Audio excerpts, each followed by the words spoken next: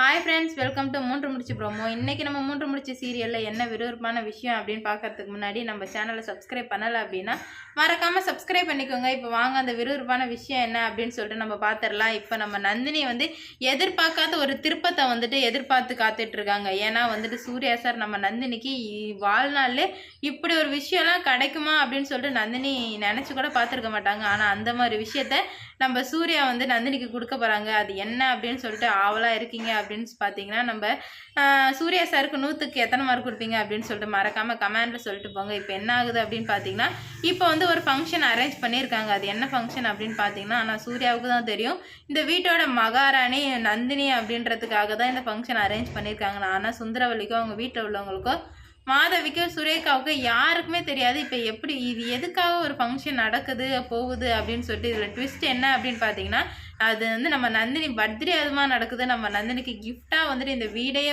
வீடு ஆஸ்தி அந்தஸ்து எல்லாத்தையுமே பரிசளிக்க போகிறாரு.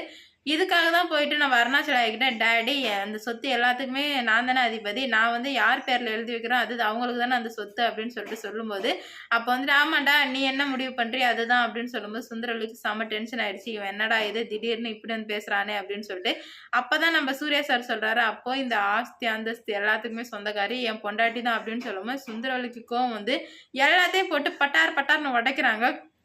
என்ன மடத்தனமாக அவன் பேசிகிட்டு இருக்கான், அறிவு இருக்கா இல்லையா அப்படின்னு சொல்லிட்டு சொல்லும்போது, டேடி மரியாதையாக பேச சொல்லுங்கள், என்ன ஆனாலும் சரி என்னையோ என் பொண்டாட்டி எதனா பேசினாங்க அப்படின்னா நான் மனுஷனாகவே இருக்க மாட்டேன் டேடி, நடக்க போகிறத மட்டும் பாருங்கள் அப்படின்னு சொல்லிட்டு இருக்காங்க. இந்த சமயத்தில் தான் சூர்யா சார் வெளியில் போகிறாரு அவங்க ஃப்ரெண்டை பார்க்கலாம் அப்படின்னு சொல்லிட்டு. ஃப்ரெண்டை பார்க்கும்போது விஜயும் வர்றாங்க. விஜய்கிட்ட இந்த மாதிரி நான் நந்தினிக்கு இது பண்ண போகிறேன் அப்படின்னு சொல்லிட்டு சொல்லும்போது, அண்ணா அன்னைக்கு தான் நந்தினியோட பர்த்டே, நீங்கள் அது வேணால் அது பண்ணுங்க பண்ணாமல் போங்க, அது உங்களோட விருப்பம், ஆனால் நந்தினிக்கு நீங்கள் செப்பரேட்டாக ஒரு கிஃப்ட் வாங்கி கொடுங்கன்னா அப்போ தான் நல்லாயிருக்கும் அப்படின்ற மாதிரி விஜய் சொல்லவும் நம்ம சூர்யா சாருக்குமே ஸ்ட்ரைக் ஆகுது.